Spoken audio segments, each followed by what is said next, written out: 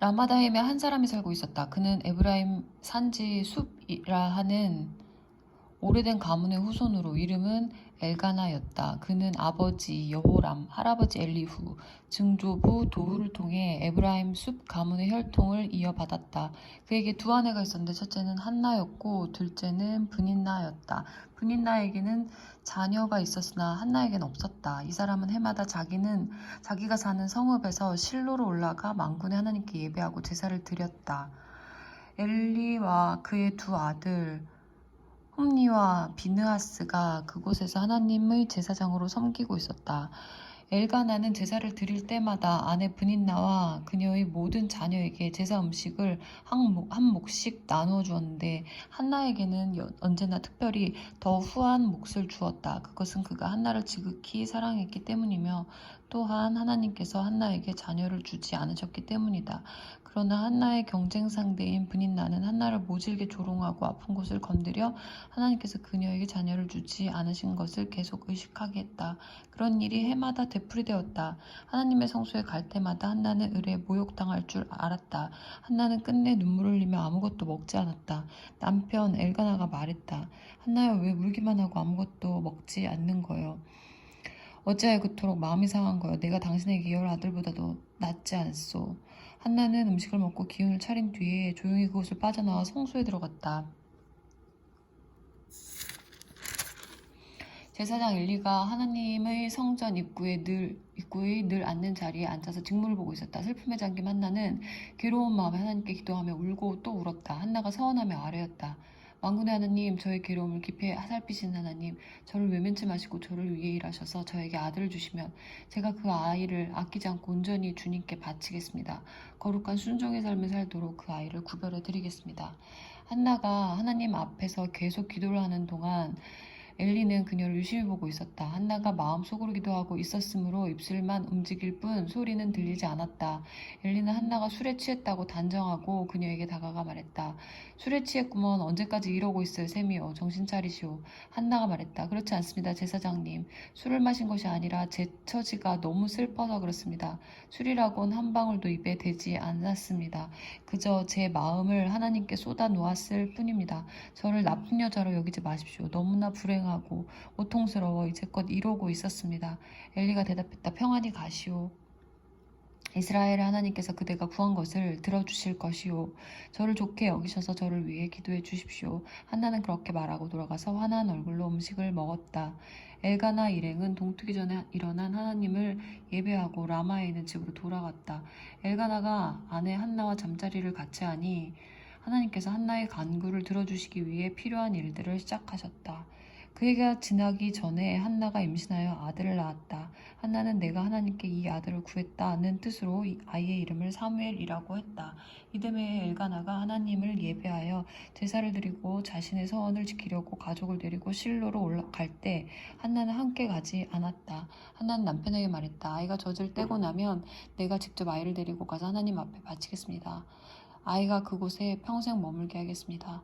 엘가나가 아내에게 말했다. 당신 생각대로 하시오. 아이가 젖을 뗄 때까지 집에 있으시오. 하나님께서 시작하신 일을 그분께서 이루시기를 진심으로 바라오. 한나는 아이가 젖을 뗄 때까지 집에 있으면서 아이를 길렀다.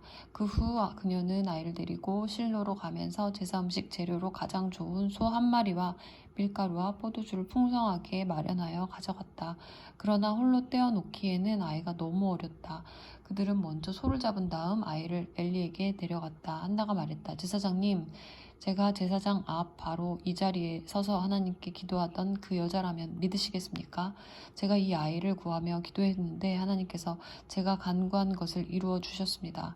이제 이 아이를 하나님께 바치겠습니다. 이 아이는 평생 하나님의 사람으로 살아갈 것입니다.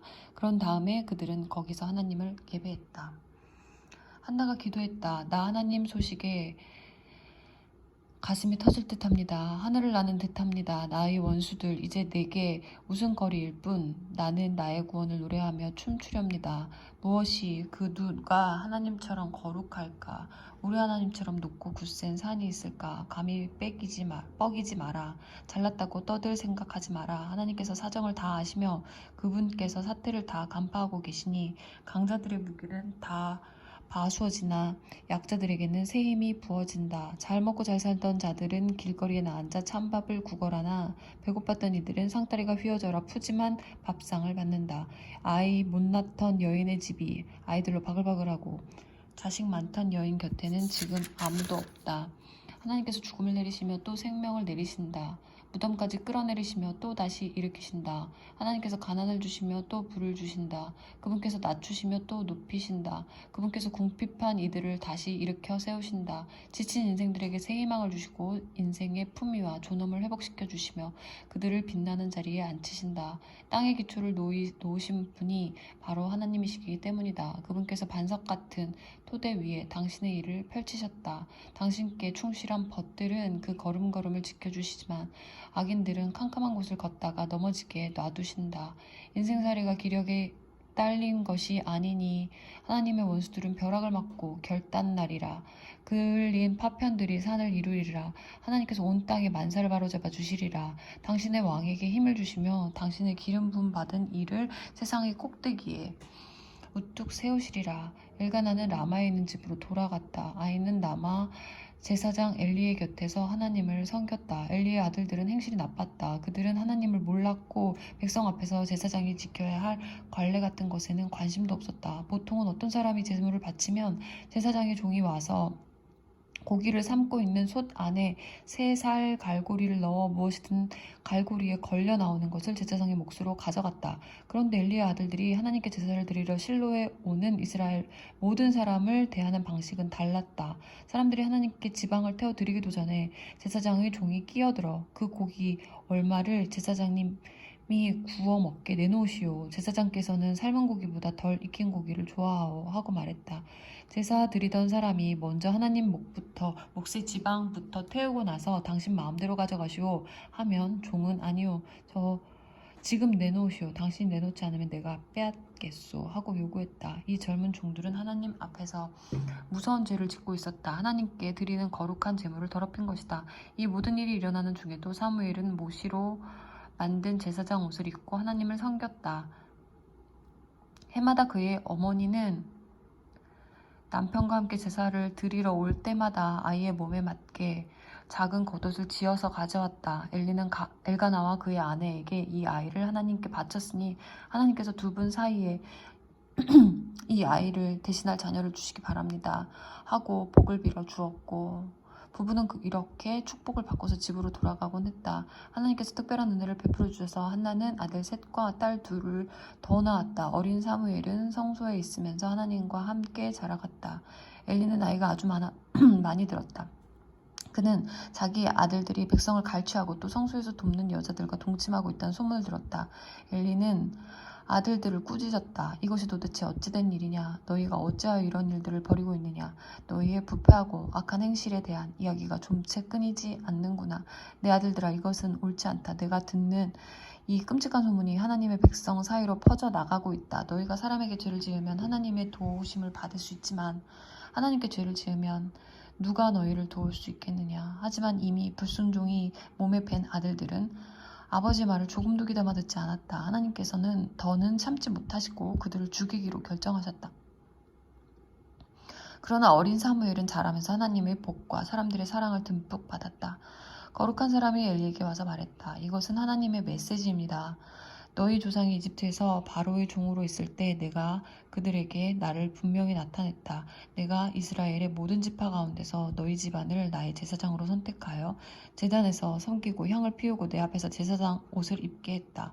내가 내 조상의 집안에 이스라엘의 모든 희생 제물을 맡겼다. 그런데 어찌하여 너는 예배를 위해 명령한 희생 제물을 한낱 전리품처럼 취급하느냐?